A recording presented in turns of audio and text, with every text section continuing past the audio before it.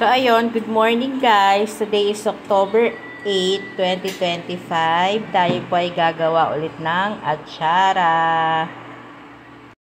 So, for today's video, yung ginadgad po natin na papaya, eto na po siya. Napigaan ko na rin siya guys.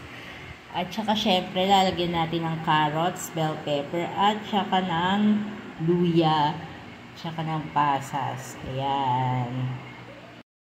So, ayun guys, pagkatapos po ay nilagay na po natin yung luya. Ayan. Yung next po natin, ilagay na po natin yung carrots. So, ayun guys, nilagay na po natin yung carrots. Ayan. Tapos yung bell pepper po natin, ilagay na po natin. Magulang ka, hindi mo sinusuportahan yung anak mo. Isa pa, mas maluwag sa kalooban. So, ayun guys, nilagay na po natin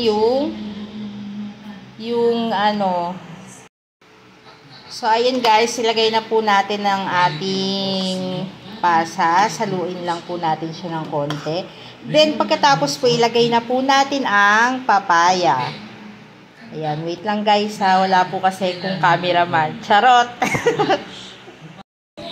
So, ayun guys, nalagay na po natin ang papaya. Haluin lang po natin siya. Ayun, tapos palamigin natin. Saka po natin siya ilagay sa mga bottle. So, ayun, magandang tanghali po sa inyong lahat. Bye for now!